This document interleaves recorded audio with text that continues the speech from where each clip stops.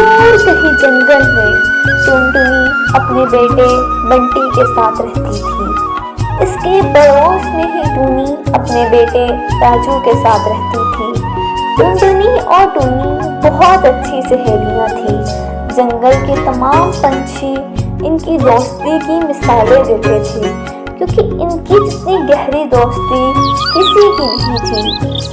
जैसे टूनी और टुनटुनी गहरे दोस्ती थी, इसी तरह राजू और बंटी भी अच्छे दोस्त थे।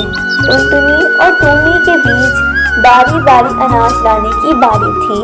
ऐसा करने से बच्चे भी घर पर अकेले न रहते और ऐसा करने से टुनटुनी और टूनी को भी आराम मिलता। ऐसे ही एक दिन खाना लाने की बारी टुनटुनी की थी, इसलिए वो बंटी को लेकर टूनी के घर चली आई। टुनटुनी टूनी के घर का दरवाजा खड़काकर टूनी को आवाज लगाती है, अरे नहीं टूनी, दरवाजा खोलो, मैं हूँ टुनटुनी। अरे टूनी, तुम अंदर आ जाओ, कैसे आना हुआ? बंटी बेटा, कैसे हो तुम? मैं तो ठीक हूँ आंटी, आप कैसी हैं? मैं भी ठीक हूँ बेटा। बंटी जा अंदर चले जा, अंदर आज पढ़ाई कर रहा है। अरे टुनटुनी, आज कैसे आना हुआ? अरे तुम भूल गई क्या? आज खाना लाने की बारी मेरी है, इसलिए बंटी को मैं तुम्हारे पास छोड़ने आई हूँ। अरे अच्छा, मैं तो भूल ही गई थी, घर के काम में मुझे याद ही नहीं रहा। चलो कोई बात नहीं, अब मुझे निकलना होगा, तुम बंटी का ख्याल रखना चाहिए है। ठीक है टुनटुनी, तुम फिक्र मत करो, मैं बंटी का अच्छे से ख्याल रखूंगी। ठीक टुनटुनी खाने की तलाश में निकल पड़ती है। मैंने तो कहा था यहाँ पर बहुत सारे अनाज थे, पर यहाँ तो मुझे कुछ भी नहीं मिला। अब मैं क्या करूँ? तो थोड़ा आराम से देखती हूँ, शायद मुझे अनाज खेत मिल जाए। अरे हाय, ये मैं उड़ते कहाँ आ गई? मुझे लगता है ये इलाका बड़े पंछियों का है, मुझे वापस जाना होगा। अगर मुझे दूर होगी तो जाते जाते रास्ते में रात हो जाएगी। मुझे बचाओ, दादा कहाँ है? दादा कहाँ है? अरे आवाज है, मुझे जाकर देखना होगा, कोई मुसीबत तो नहीं है? ये आवाज इधर से आ रही है। ये बच्चा तो बहुत हट्टा कट्टा लग रहा है, इसे खाकर तो मेरा 2 दिन का अच्छे से गुजारा हो जाएगा। मेरे मुंह में तो अभी से पानी आ रहा है इसे देखकर। अरे नागराज, तुम क्या कर रहे हो? तुम्हें पता नहीं है किसका बच्चा है? हाँ, मुझे मत सिखाओ आई बड़ी, तुम मुझे अच्छे से पता है किसका बच्चा है। मुझे इसकी मम्मी पापा ने देख लिया तो तुम्हारे टुकड़े टुकड़े करेंगे। मुझे बहुत भूख लगी है, मैंने 2 दिन से कुछ नहीं खाया पिया, अब मेरी पापी पेट का सवाल है।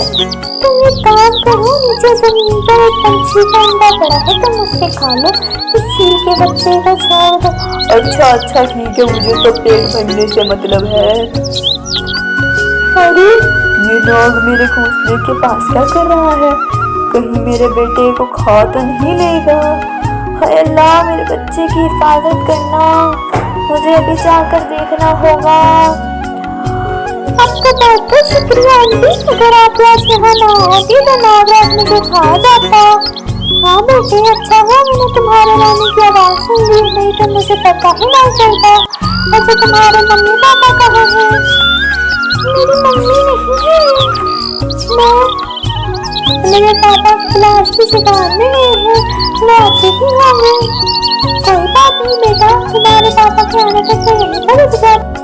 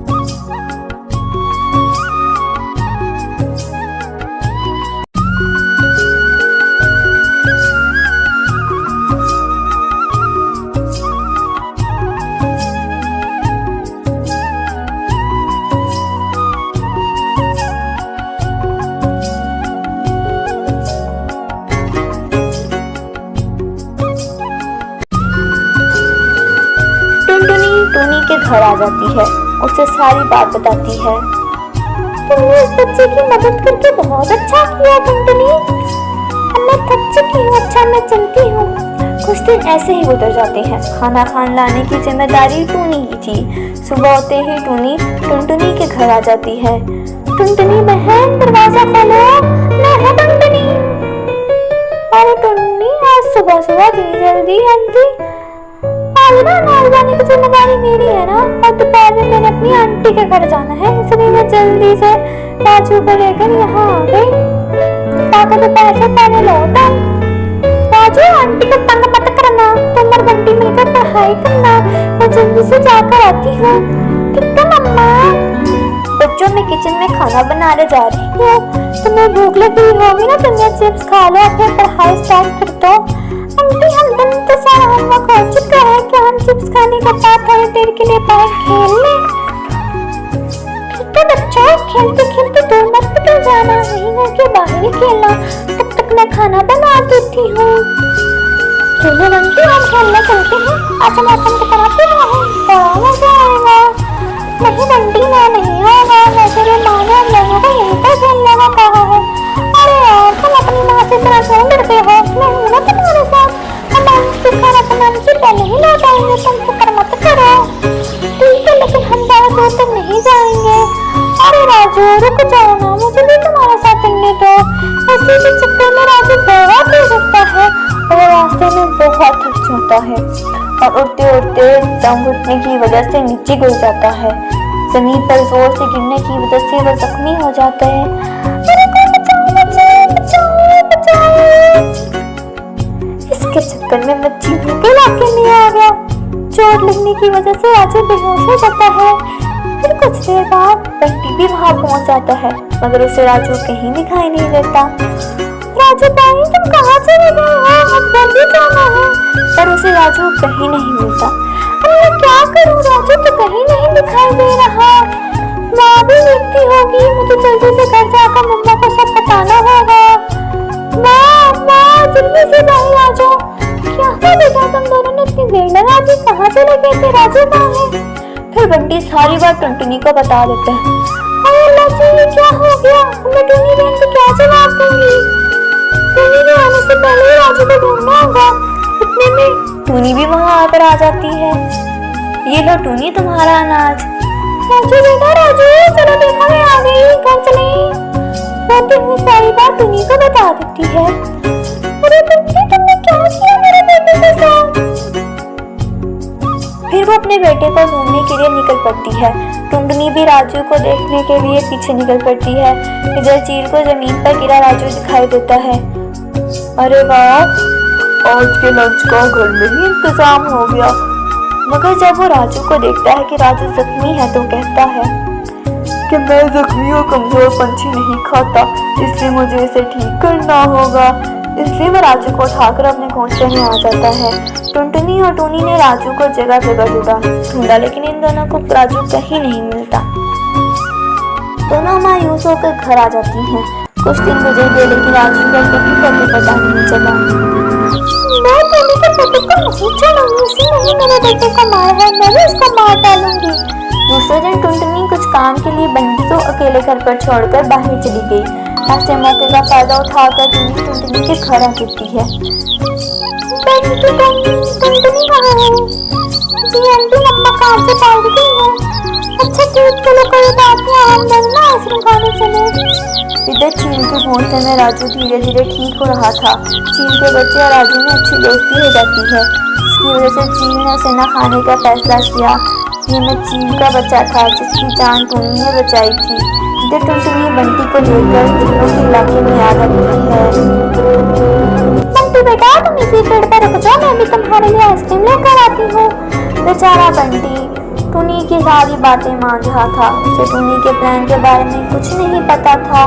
बंटी को वहाँ छोड़कर टुनी सीधा चील के पास आ जाती है। अरे टुनी, आज यहाँ पर अचानक कैसे आना हुआ?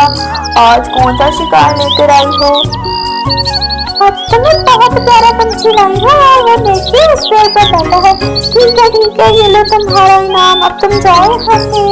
अरे वाह, ये बच्चा तो बहुत ही मजेदार और होगा। बच्चे नाम क्या है तुम्हारा? मेरा नाम बंटी है। मुझे यहाँ पर मेरी आंटी लेकर आई है। उनका नाम टूनी है और मेरे लिए आइसक्रीम मैंने लाई है। बंटी, मैंने ये नाम कहीं सुना है। अरे हाँ, याद आया। कहीं तुम टुनटुनी के बेटे तो नहीं हो? जी हाँ अंकल। मेरी मम्मा का नाम टुनटुनी है, लेकिन आपको मेरी मम्मा का नाम कैसे पता चला? हरी बात, बहुत दिनों पहले मेरी बेटी की जान बचाई थी। क्या हुआ, मैंने तुम्हारा नाम पूछ लिया, वरना मुझसे बहुत बड़ा गुनाह हो जाता। चलो बेटा बंटी, मैं तुम्हारे घोंसले में चलता हूँ। यहाँ पर तुम्हारी जान को खतरा है। ये बंटी को लेकर अपने घोंसले में आ जाता है। हाँ, बंटी की मुलाकात राजू से हो जाती है। राजू बंटी से माफी मांगता है। जब चील टुनी को बीच रास्ते में ही पकड़ लेता है। मुझे सच से बता टुनी, तुमने इतनी गिरी हुई हरकत क्यों की?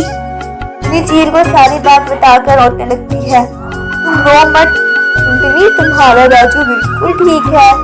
मेरे घोंसले में मेरे बच्चे के साथ है। उसकी और मेरे बेटे की बहुत अच्छी दोस्ती है। बोलो, मैं तुम्हें उसके पास ले चलता हूँ। टुनी अपने बेटे को देखकर बहुत खुश हो जाती है। टुनी राजू और बंटी को लेकर टुनटुनी के घर आ जाती है। टुनी टुनटुनी को सारी बात बताती है। टुनटुनी, मुझे माफ कर दो, मैं ममता के अंदर अंधी हो गई थी और बहुत गुनाह करने जा रही थी। टुनी को माफ कर देती है और सब मिलकर खुशी अपनी जिंदगी गुजारने लगती है। मेरे बच्चों, अगर आप लोगों को मेरी कहानी अच्छी लगी है तो आप लोग मेरे चैनल को लाइक करें, सब्सक्राइब करें और बेल आइकन को क्लिक करना मत भूलिएगा। अल्लाह हाफिज़, टेक केयर।